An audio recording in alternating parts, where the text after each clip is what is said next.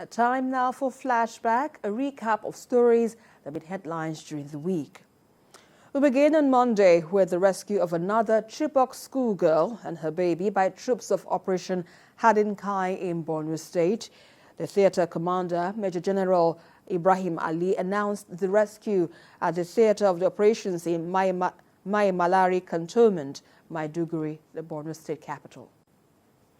Theater Commander Operation K, Major General Ibrahim Ali, is here to brief the press on the successes recorded.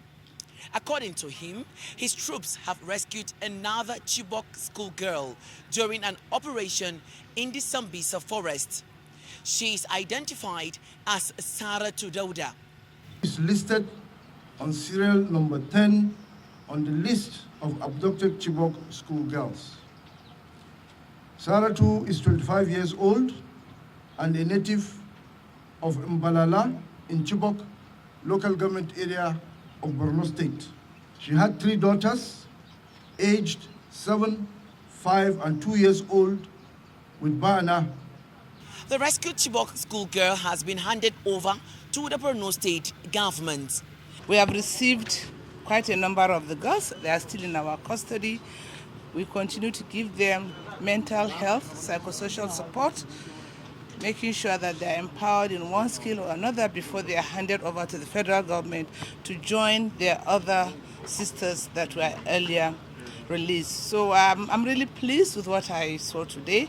The military has done very well by looking after the young girls that have been picked. You can see Saratu is looking very, very well. We're happy about that. And I want to assure you that the Borno State government, through the Ministry of Women Affairs, will continue with the treatment and make sure that she is well rehabilitated and rejoined with her colleagues. But before then, we'll make arrangements for her to go and visit her family who haven't seen her in the last couple of years.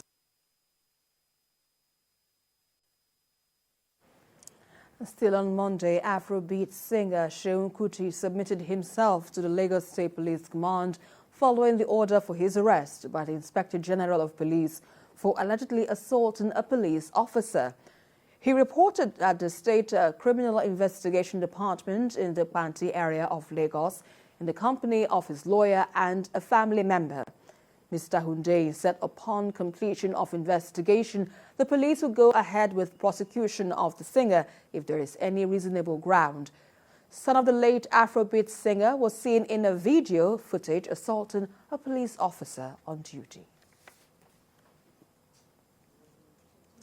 United States government said on Monday it took steps to impose visa restrictions on specific individuals in Nigeria for undermining the democratic process during the just concluded general elections.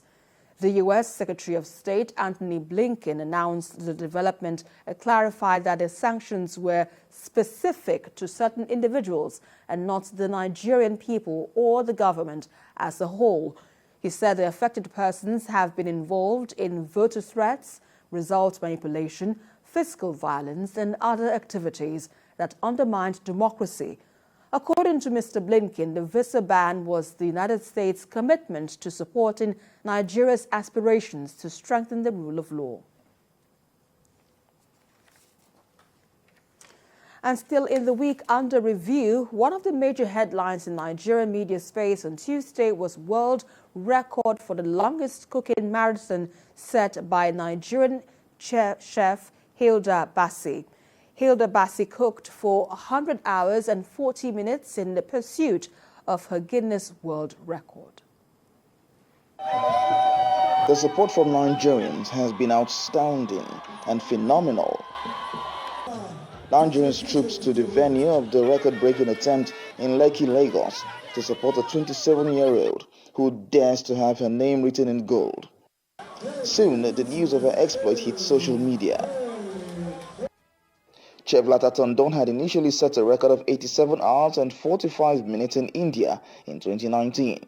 The Nigerian chef blew past that record at 7:46 a.m. on Monday, clocking 87 hours and 46 minutes. Celebrities and politicians alike came around to lend support to Miss Baci, who had been cooking for 4 days on foot. She has broken the previous record and now she's creating ours, and I'm sure with the ginger here, she will do more than what she has even proposed. She's a positive role model to young people, and we're so proud of the work she's done. It shows that a young person can put her mind to something and get everybody to support her. Whatever it is that you have a passion for and you're excited about, if you prepare for it, you can achieve anything. As the days went by, fatigue sets in at different points, but a gingered crowd ensured she got the right verve to keep going on. Her mother was in jubilant mood as she witnessed her daughter break milestones. You know, when we give birth to children, we say the men are strong. But at this point, I gave birth to a strong girl. After hitting 95 hours, Hilda decided to extend the run to 100 hours, a feat meant to finalize this venture. What might have informed this decision to further beat her initial target? What prompted me to change the hours to 100, it wasn't anything out of the ordinary. It was just my friend pretty much talked me into it and psyched me into it. Like, you know, you can actually do 100 hours, yeah? I think it would be nice if you did it. I think it would take a longer time for someone to break 100 hours as opposed to 96 hours because it just seems so much. And my brother was like, yeah, if you think you can, then you owe it to yourself to just try. In what everyone felt was a massive achievement, Ms. Baci decided to finish in a record 100 hours and 40 minutes to attain the Guinness World Record bragging rights of the longest cooking marathon. Now everyone is waiting for the verdict from Guinness after a verification exercise is done. Apologies there, but the record-breaking story broke on Monday.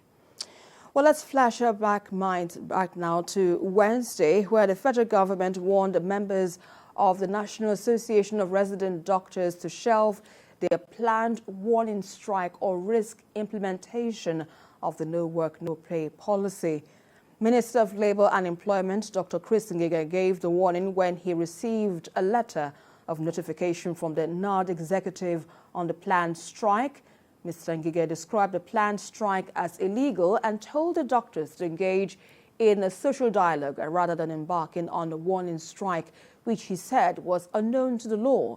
The doctors say they have presented several issues that bothered on patients' and doctors' welfare to the federal government, but with any invitation for dialogue.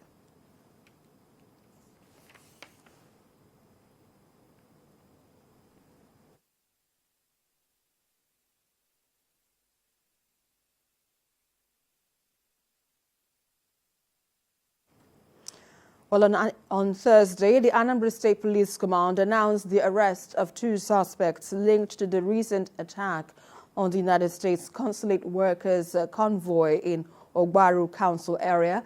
Commissioner of Police Echeng disclosed that a joint security task force raided the suspects' hideout but met a deserted camp upon arrival. Commissioner said that the victims, 5 male officials from the United States Embassy and 4 armed police escorts from Lagos, were on a mission to assess the impact of erosion in Ogbaru when their convoy was attacked.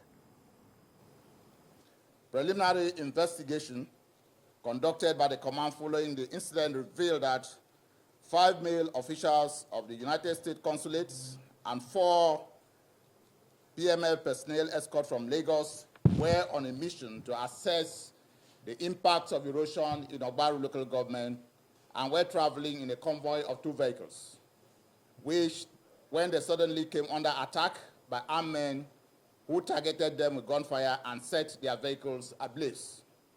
Regrettably, 7 persons, including 3 of the consulate officials and 4 police mobile personnel, were killed during that attack, while 2 other officials of the consulates are still missing. And finally, in the week under review, killings and wanton destruction of property in Mangu local government area in Plateau State with no end in sight, the attacks on affected communities. So far, over 120 people have been buried, with the numbers rising on a daily basis, as the attackers had extended their mayhem to villages in neighboring Barkin Ladi local government area. It is now day 4 to the attack, killing and burning of properties belonging to locals in Mangu Council area of Plateau State, which the situation has continued unabated despite several calls by the locals for help. The number of people killed in Mangu since Tuesday midnight attack across 20 villages has now increased to 120 persons. The situation has generated serious concern across the country about the main reason and cause of the attack. Properties belonging to the locals that fled their villages as a result of the attack are now being destroyed daily by the attackers, with others looting. Information received on the situation has it that the attackers have extended their mission to neighboring communities in Barkiladi. The leadership of the Magabu Development Association, an umbrella body of the Mangu natives, is worried about the situation. It decided to brief journalists to let the world know the challenging situation natives in the area are being subjected to for the past 4 days. They spoke on several issues pertaining to the attack and then itemized some recommendations on the way forward.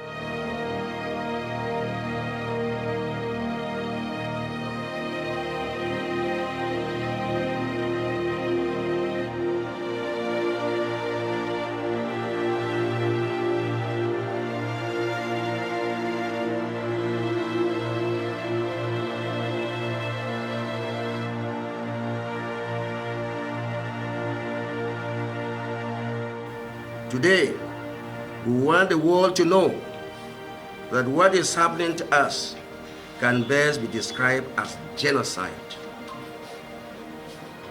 It is systematic and deliberate ethnic cleansing of the minority tribes in Nigeria, and we cannot allow this to continue. We are calling on our people to arise and defend themselves. Your God-given land and properties with all that you have. There is trauma and psychological depression. There is fear of even their safety where they are taking shelter as a threat spread across the local camp. We spoke to some stakeholders in the Plateau Peace Project who condemned the attack and the actions taken by the government over the development. It's unfortunate that for 4 days, no government presence. No. So we want to appeal to both government and state and federal levels to take the step to reduce that we have a government. No, we have not seen any help right from one day up to now. What is happening? What is the government doing? We want people, non-governmental organizations, we want people outside the government to come and help us. The Magabu Development Association is also calling for the creation of state police, which they believe will do well in tackling all attacks being perpetrated on local communities. From Joshua, TVC News, Jos.